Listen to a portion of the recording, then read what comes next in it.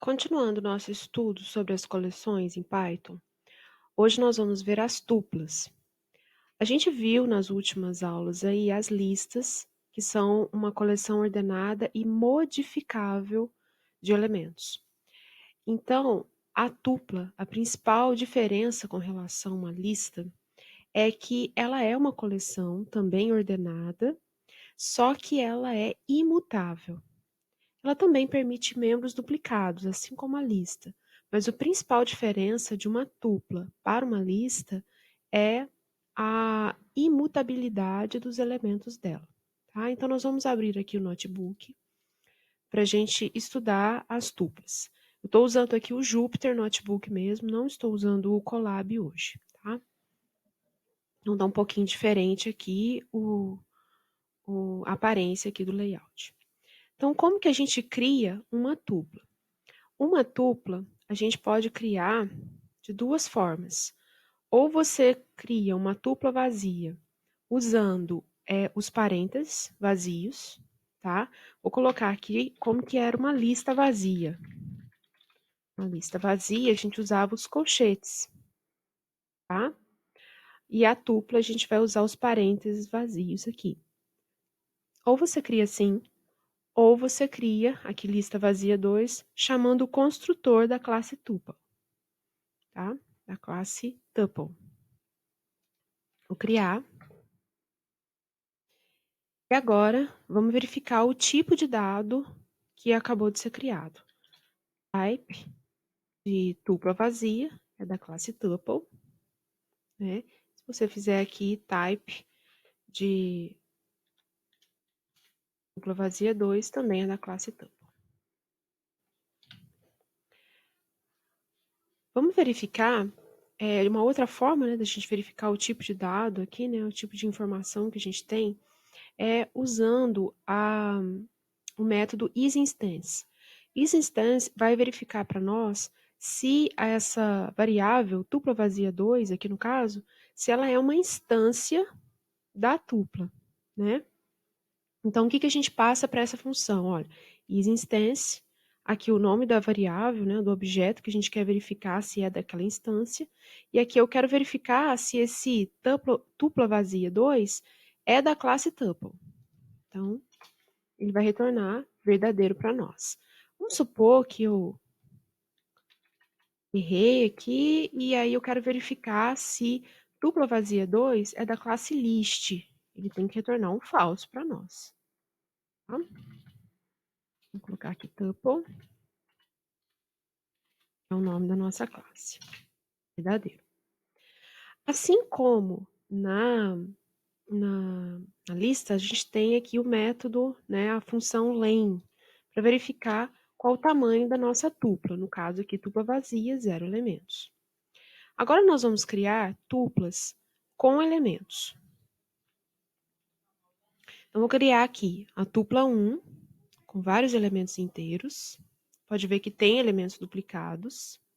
Veja como que a gente coloca elementos dentro de uma tupla, né?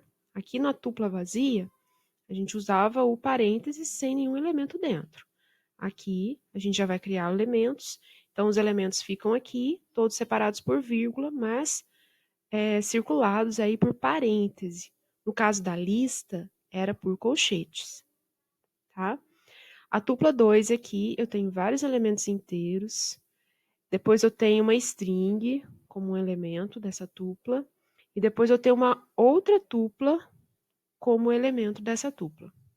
Tá? Então, eu tenho uma lista bem misturada aqui, em termos de tipos de elementos da tupla 2. Mesma coisa que na tupla 3. Tem vários elementos inteiros, tenho uma string dupla e tenho uma lista. Essa lista aqui interna é um elemento de uma tupla. Tá? Então, vamos criar. E agora vamos visualizar os dados. Tupla 1, tupla 2. Olha como que ele colocou aqui essa tupla interna aqui para nós, né? E tupla 3. Agora vamos ver como acessar os elementos de uma tupla. Da tupla 1, que está impressa aqui para nós, eu quero acessar o primeiro elemento, quer dizer, o elemento 0. Então, é como se a gente tivesse um vetor mesmo, uma matriz. A gente vai acessar por meio dos índices, tá? Então, a tupla é indexada da mesma forma que a lista, e o primeiro elemento é o elemento da posição 0, tá? Então, tupla 1 na posição 0 é o 3. Olha só, é o 3. Vamos visualizar aqui toda a tupla. Agora eu quero acessar o elemento 5 da tupla 2. Coincidentemente, aqui é o valor 5. Então, vamos lá, ó. 0, 1, 2, 3, 4, 5. É o elemento 5 aqui. Agora eu quero acessar o elemento 8 da tupla 3, que é uma lista. Vamos visualizar aqui a tupla 3. 0, 1, 2, 3, 4, 5, 6, 7, 8. Então, o elemento 8, né? O elemento da posição 8 é uma lista interna da tupla, né? Agora vamos tentar acessar um índice inexistente. Ele vai retornar um erro para nós. Essa tupla 3, ela só tem até a posição 8 e nós estamos acessando o elemento 20. Então, ele vai retornar um erro para nós. Agora vamos falar sobre a imutabilidade de uma tupla. Atribuindo o valor 5 ao índice 0 da tupla 1, vai provocar um erro. Olha só. Então, a tupla 1, vou imprimir ela aqui antes. De aqui, vou inserir uma célula antes aqui. Tupla 1. Tá? Agora eu vou, então, tá aqui. Esses aqui são os elementos de uma tupla. Então, a gente disse lá que a tupla tem elementos, são imutáveis. A gente não consegue alterar esses elementos aqui, tá? Então, olha só. Aqui eu estou tentando atribuir o valor 5 ao elemento da posição 0 da tupla 1. Então, estou tentando substituir esse 3 aqui, ó, né? E ele vai dar um erro para nós, tá? Por quê? Porque esse objeto, tuple, não suporta mudanças, né? Você não consegue fazer nenhuma mudança de elemento, do valor do elemento, e nem consegue também alterar as posições dos elementos entre si, tá? O mesmo ocorre se a gente tentar atribuir a string imutável para o índice 1 da tupla 2. Então, não consigo fazer isso, olha só. Tupla 2, nossa, vou colocar ela aqui, tupla 2, ela tinha o elemento 19 aqui, né? Na posição 1, que era um elemento inteiro, eu estou tentando atribuir uma string para esse elemento. Também não vai conseguir, tá? Agora, vamos ver uma coisa aqui, olha. O índice 8 da tupla 2 contém uma outra tupla contendo 3 valores. Então, eu vou imprimir aqui, eu vou colocar aqui a tupla 2. Então, vamos lá. Na posição 8, ó, 0, 1, 2, 3, 4, 5, 6, 7, 8. Na posição 8, a gente tem essa tupla interna aqui, certo? Então, o que a gente vai fazer? A gente vai tentar atribuir 5 ao índice 1 dessa tupla interna. Então, quem que é essa tupla interna? 0, 1. Vou tentar substituir esse 2 aqui e colocar 5 no lugar. Vamos ver. Ele vai dar um erro para nós, porque a gente está tentando alterar uma tupla, que é a tupla interna aqui, tá? O mesmo não vai ocorrer se a gente tentar atribuir 5 ao índice 1 da lista armazenada no índice 8 da tupla 3. Então, antes aqui, vou inserir aqui a 3. Então, olha só, o índice 8 da tupla 3 é justamente uma lista interna, ela não é uma tupla. Então, essa lista interna aqui você consegue alterar internamente os elementos dela, tá? Eu não consigo, por exemplo, ó, o elemento 8 vai ser 5, né? Não consigo fazer isso, porque eu estou alterando um elemento de uma tupla. Mas o elemento 8 em si, ele é uma lista, então eu consigo alterar essa lista interna, tá? Então, olha só, o elemento 8, com isso a gente acessa essa lista interna da tupla 3, e dessa lista interna da tupla 3, eu quero modificar o elemento 1, quer dizer, esse 2 aqui, ó, eu quero passar ele para 5. Passou, né? Vou imprimir aqui de novo. Era 2, ó. Agora vai ficar 5, tá? Então, não é que a gente fez uma gambiarra aqui e burlou a imutabilidade da tupla. Não, a tupla é imutável. O que a gente fez foi alterar um elemento interno, que era uma lista. A lista a gente consegue alterar. Então, esse comando aqui funcionou perfeitamente por causa que esse elemento aqui era uma lista, né? E a gente consegue alterar isso. Bom, a mesma coisa, podemos adicionar elementos a essa lista interna e armazenar no índice 8 da tupla. Então, o que, que nós vamos fazer aqui? Olha só, a nossa lista interna aqui da tupla 3 era 1, 5 e 3.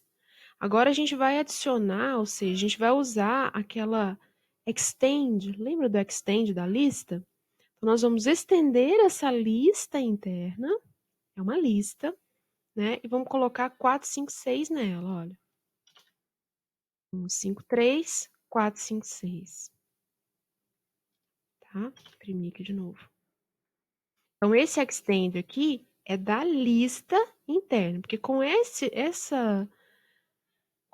primeiro comando aqui, né, essa primeira parte do comando, nós estamos acessando aquela lista interna que a gente tinha lá, que era 1, 5 e 3. Né? Isso retorna uma lista para nós. Essa lista retornada, a gente vai usar a propriedade, né, o método extend, quer dizer, nós vamos concatenar uma lista na outra. Então, a gente não está alterando a tupla, a gente está alterando a lista interna. Ok?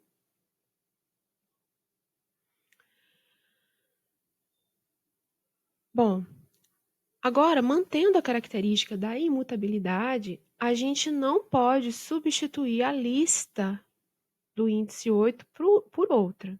Né? A gente não pode simplesmente fazer isso daqui, ó. Tupla 3 no índice 8, ela é uma lista, né? Mas o que, que a gente está fazendo aqui, olha, com esse comando de atribuição aqui? Eu estou atribuindo uma outra lista completamente diferente, estou criando uma outra lista, né? Aqui a gente tem um outro objeto lá na memória, né? E estou atribuindo esse outro objeto àquela posição da nossa tupla. Então, mantendo a característica, a gente não pode fazer isso, ele vai dar um erro para nós.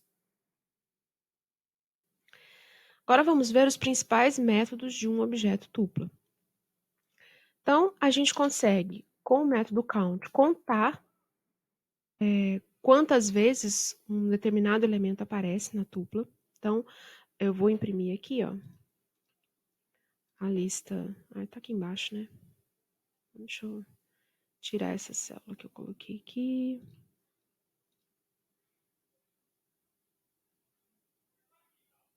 Ai, onde é que tira mesmo? Esqueci, depois eu tiro. Então, aqui, ó, vou imprimir aqui. A tupla 1, né?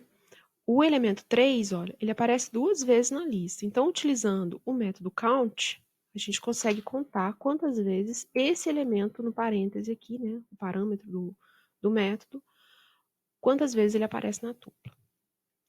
Agora, vamos verificar em que posição está armazenado um determinado elemento. No caso aqui, a gente vai passar o 21 para ele. Então, eu quero saber em que posição esse elemento está armazenado na tupla. Então, 0, 1, 2, 3.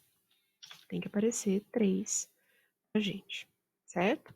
Então, count conta quantas vezes um determinado elemento aparece, você passa o valor desse elemento para o parâmetro, e o index, ele vai retornar para você em que posição está armazenado um determinado elemento que você passa aqui no parênteses. Tá? Algumas funções principais também. Então, a gente já tinha visto a função len, que vai retornar o tamanho, né? Quantos elementos tem na tupla. O max, vai retornar o maior elemento da tupla. O min, vai retornar o menor elemento da tupla. E o sum, aplicável a elementos numéricos, ele vai somar todos esses elementos da tupla. Tá? Agora, isso aqui permite a gente fazer uma pequena gambiarrinha, né? A tupla é imutável, mas nada impede que a gente converta uma tupla em uma lista, altere essa lista e depois converta de volta numa tupla, tá? Então, vamos ver como que a gente pode converter uma tupla em lista. Então, eu tenho aqui a nossa tupla 1, e aí eu vou usar esse método list. Então, o que a gente está fazendo aqui? É tipo um casting, né? A gente está transformando aquela tupla, que é do tipo tuple, em lista, né, através desse método aqui, e aí a gente tem a nossa lista, né, que é essa variável que a gente criou aqui. Ó. Então, imprimindo, veja que agora o formatozinho ó, que ele imprimiu aqui é com o colchete, tá? Então, a imutabilidade da tupla não permite alteração de um valor, mas na lista resultante dessa conversão que a gente fez aqui, a gente pode alterar. Então, eu vou alterar da lista, olha, então, a tupla eu não consigo alterar. Aqui eu estava tentando alterar o elemento 6 da tupla 1, passar ele para -1. Agora eu vou tentar aquela espécie de cópia que a gente fez, mas criando uma lista, né? Vou alterar o elemento 6 da lista, passando ele para -1. Então, o sexto elemento, ó, 0, 1, 2, 3, 4, 5, 6. Esse 3 aqui vou passar para -1. Passou. E tá aí a nossa lista alterada, tá? Então, vamos fazer a nossa gambiarra aqui, né? A gente não conseguia alterar diretamente a tupla 1. Mas agora o que eu vou fazer? Olha, então o que a gente fez? Alterou a tupla 1, a gente converteu para a lista e colocou na variável lista. Fez a alteração que a gente queria lá na lista. Agora eu vou inserir aqui uma célula aqui embaixo. Vou fazer o seguinte, ó. Tupla 1 recebe tuple daquela lista que a gente acabou de converter. Tá?